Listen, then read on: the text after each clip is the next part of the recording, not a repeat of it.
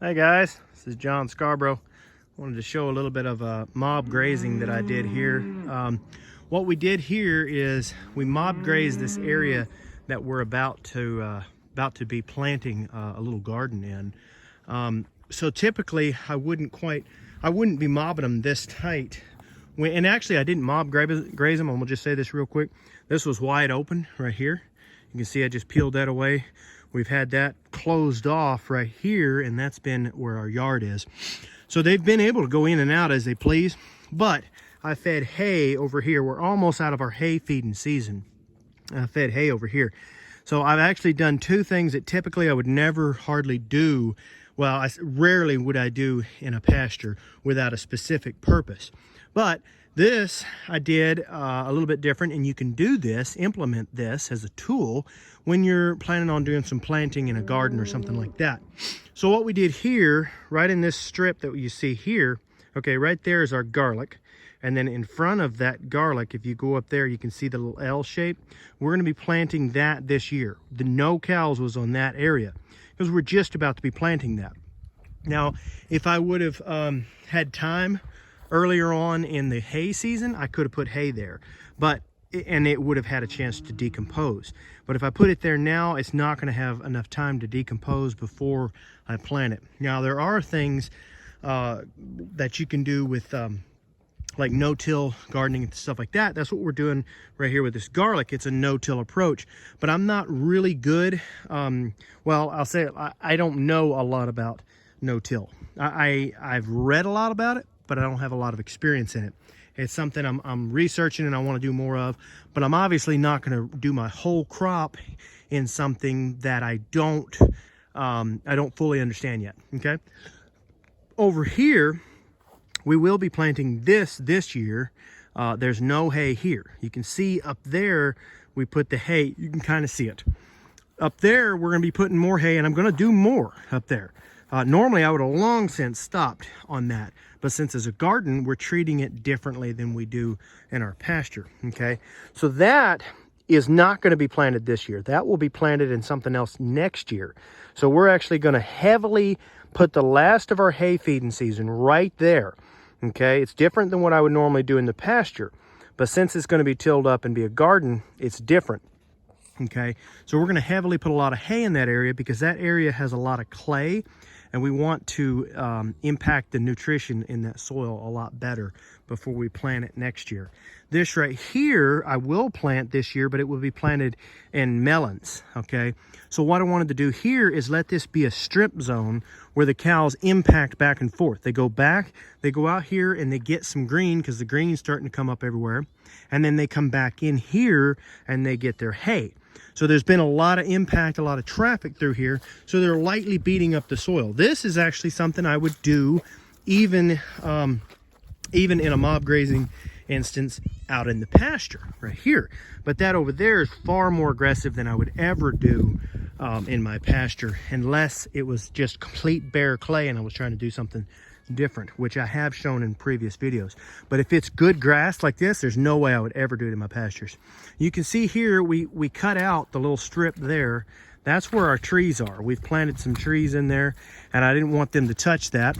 And that works pretty good, guys. If you do teach your cows to these little one-wire hot wire system, it's really nice when you actually have trees and stuff, because you're able to graze them in a lot more spaces. Whereas normally I couldn't graze them anywhere near those trees, okay? So that really works out pretty nice if you're thinking about going into the electric fence thing. But this right here, this allowed me to have a lot of impact in some manure. There's quite a bit of manure out here going back and forth, and it will build up even more. And you can see we had a good rain last night, and we've actually had a lot of wet weather here recently. And this is really helping the soil.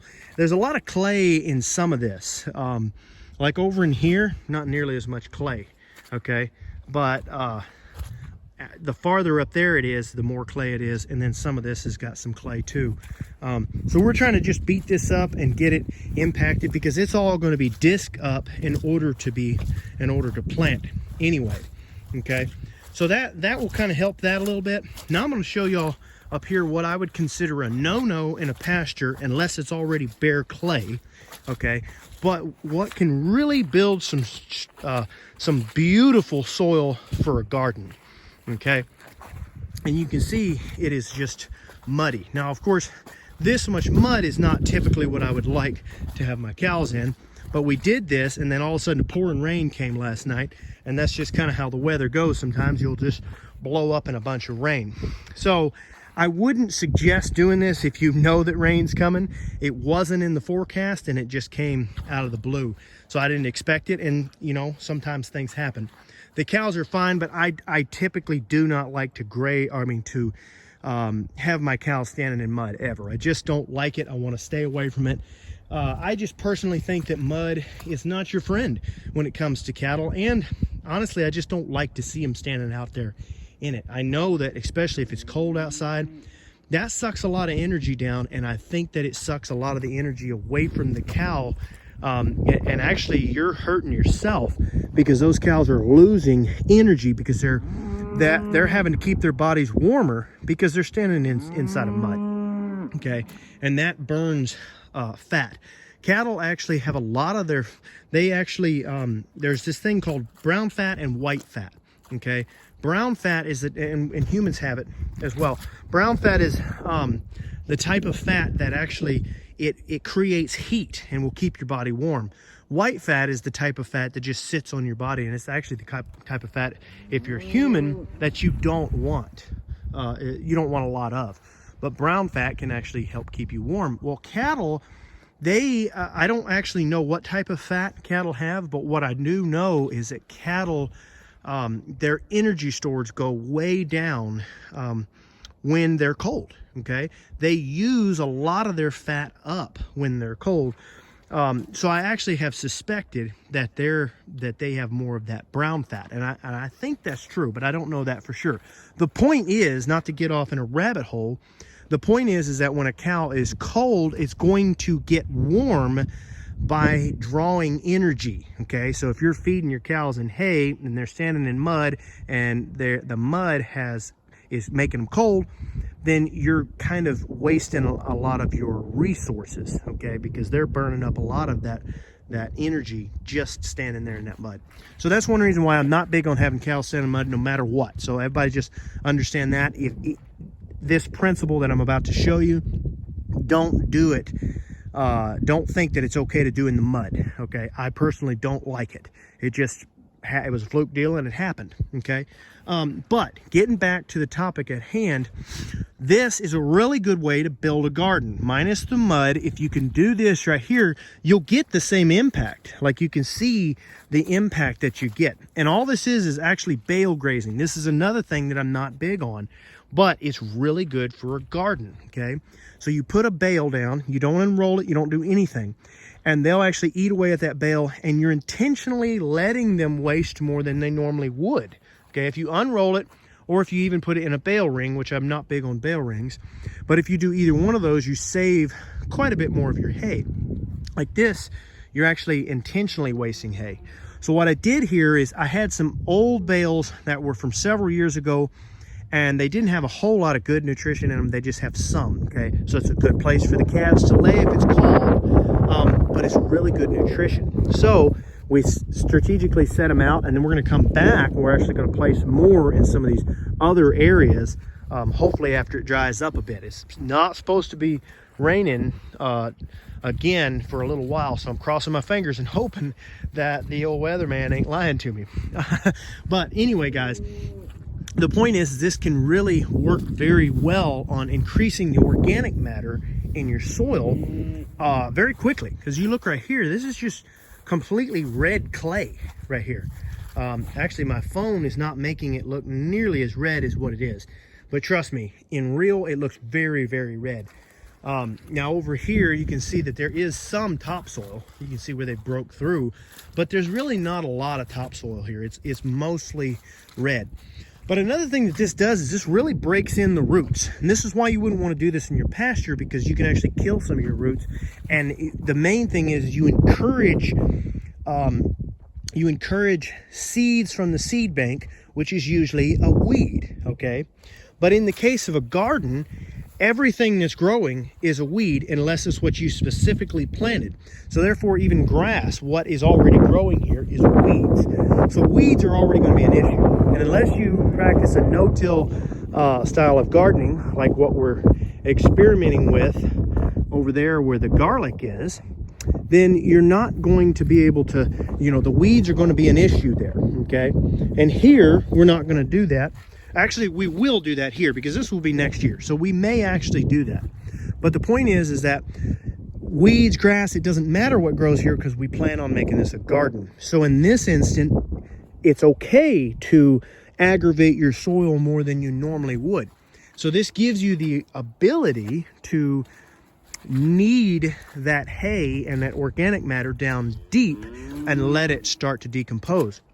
Okay, so all that will decompose in here. Now, there's another added benefit that I have that not necessarily everyone may have, and that's the fact that I'm feeding hay that my father-in-law actually cuts this hay and I buy it from him. And he has a Bermuda grass that doesn't do well. You can't really plant it by seeding it. Okay, so that's not good for me when I unroll it in my pastures, but it is good for me when I plant it here and when I put it here in the garden, because I'm not as likely to be planting a bunch of seeds that's going to come back in my garden. So that's just a little tip. If you happen to know anybody that has certain types of Bermudas that have to be sprigged instead of seeded, then it can be something you can do inside of a garden or something like that. But anyway, I wouldn't necessarily go buy that specifically. But you can see what kind of organic matter we're laying down. Like I said, this is old hay. Everybody should, if you have animals, you should buy more hay than you need, okay, for that year. So then when you buy more than you need, then the next year you should automatically feed off what you didn't feed first.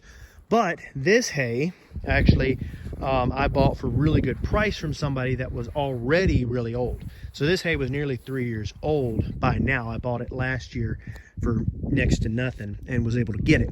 So that's why I don't really think it's all that. That's the reason I went ahead and used this hay. But what you get is some really, really, really thick organic matter. So over the course of this coming year, this will sit here, and for a little while it will actually look ugly, okay? So if you're against that, then maybe don't do it. But what's going to happen is, come maybe a month from now, this is going to germinate seed growth from ryegrass, okay? When you put that fertilization down in there, it germinates the seed growth of ryegrass, at least in our area here in North Louisiana. It does a really good job. And if you notice, you're more likely, or at least I'm more likely, to get ryegrass, wild rye, volunteer rye, growing back in those areas first. And it's always going to be dense and thick and beautiful. Little tip here, if you're wanting to make this your garden, don't let that stuff come to seed. In fact, maybe even come in and let your cows graze it off of there quite frequently. And that's just going to cause more heavy impact multiple times. Because what you're trying to do on this garden spot is really, really, really bring in a lot of nutrition, manure, and everything else. What you get in a garden, you have a little advantage over your pastures. In your pastures, you can only mob so tight before you start to go negative. You start to have a problem because you're going to start tearing up ground instead of having a positive. So you have to, there's a fine balance. But when it's a garden, you can outweigh that. You can get rid of that because it doesn't matter. You're going to be, you can aggravate the soil more heavily is what my point is. So I can come back in here and back in here and back in here and graze off all that ryegrass, keep it from coming to seed because you don't want any extra seed in your garden spot, okay? But I can really heavily get a lot of nutrition all in 1 year, and I can just about guarantee that I'm going to have a good garden plot here. And I think that this would be a really good method for rotating your garden plots every year. Like you could have one garden plot here and then another one, say right there where that green grass is, which is what we're going to do. And you could rotate that every year. By one winter, you heavily put a lot of hay in here, okay? And then the next winter, you heavily put a lot of hay there. And you go back and forth, and that would be a really good natural cycle to bring in grass, and to bring in nutrition. Okay. For me, I'm probably not going to use that method because I'm planning on trying to go more of a work towards a no-till system. I like that better, but I don't know for sure if it's going to work out for me or not. We're going to see. And you guys will probably see more videos on that in the future. But the point is if that's what you were going to do, if you were going to be in a till system anyway, and you were tilling up your beds, which most farmers are, and that's perfectly fine, then this would be a really good way of doing that, because you could bring in a lot of fertilization and nutrition and build your soil up for that whole year, and let the only cover crop would be a ryegrass or something like that. And then you could also do other things like plant other cover crops that could help feed your cows as well. So anyway, guys, I just thought it'd be a really good video to put out there. I hope all y'all are appreciating this content.